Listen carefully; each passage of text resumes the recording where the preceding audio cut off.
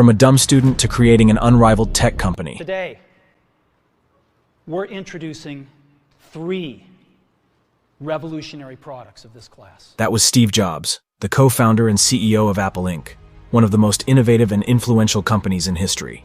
He was also one of the most charismatic and visionary leaders of our time. But how did he become such a legend? What was his life story? And what can we learn from him?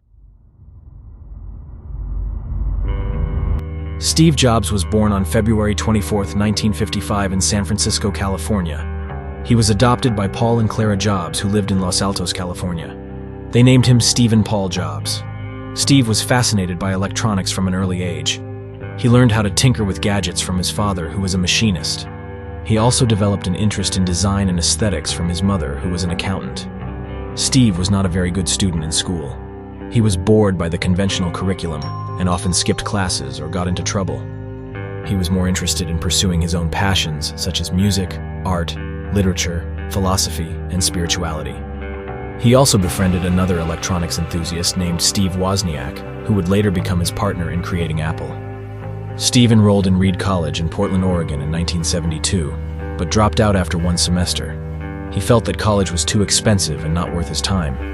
He decided to travel around India in search of enlightenment and experimented with psychedelic drugs. He also worked as a video game designer at Atari and attended lectures at the Homebrew Computer Club, where he met other computer hobbyists and enthusiasts. In 1976, Steve and Wozniak decided to start their own company called Apple Computer. They wanted to make personal computers that were affordable and easy to use for ordinary people. They built their first product, the Apple I computer, in Jobs' garage and sold it for $666.66.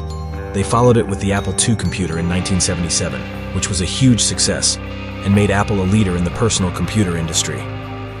Steve was always looking for the next big thing. He wanted to make computers that were not only functional but also beautiful and revolutionary. He envisioned a computer that had a graphical user interface and a mouse that would allow users to interact with icons and windows on the screen. He called it the Macintosh computer and introduced it to the world in 1984 with a famous commercial that aired during the Super Bowl. The Macintosh was hailed as a breakthrough in computing and changed the way people used computers forever.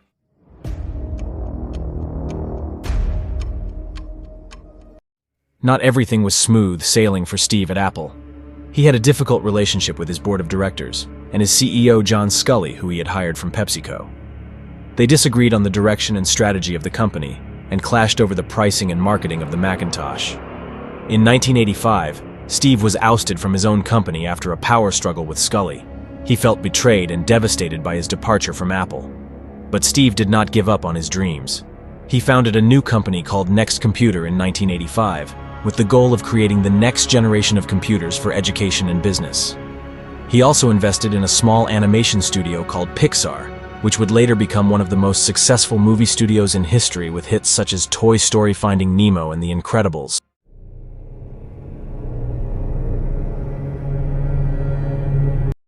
In 1996, Apple was struggling to compete with Microsoft and other rivals in the PC market.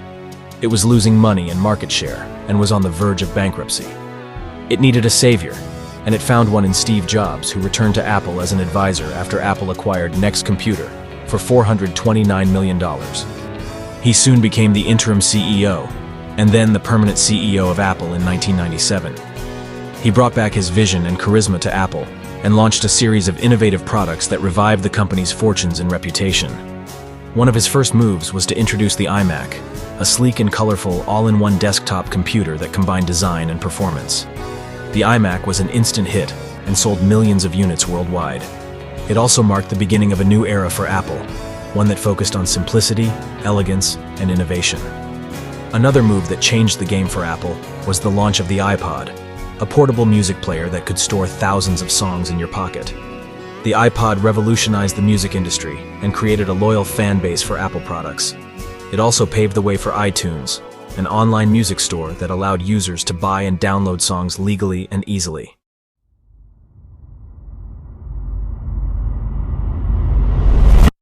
But perhaps the most iconic product that Steve introduced was the iPhone, a smartphone that combined a phone, an iPod, and an internet device into one device that you could touch with your fingers. The iPhone redefined what a phone could do and created a new standard for mobile computing and communication. It also spawned an ecosystem of apps, services, and accessories that made it more than just a phone, but a lifestyle device that millions of people around the world depended on every day.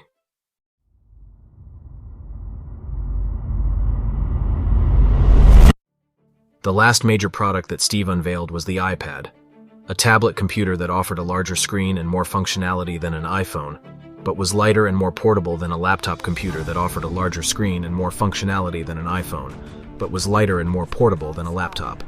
The iPad created a new category of devices that bridged the gap between smartphones and laptops, and offered a new way of consuming and creating content.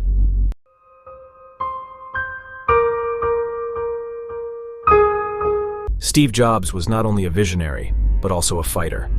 He battled pancreatic cancer for several years and underwent multiple surgeries and treatments.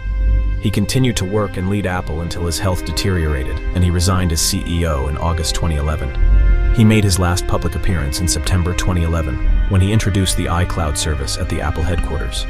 He passed away on October 5, 2011, at the age of 56. Steve Jobs left behind a legacy that will be remembered for generations. He changed the world with his products, his ideas, and his vision. He inspired millions of people to think differently, to be creative, to be passionate, and to be brave. He was not perfect. He made mistakes.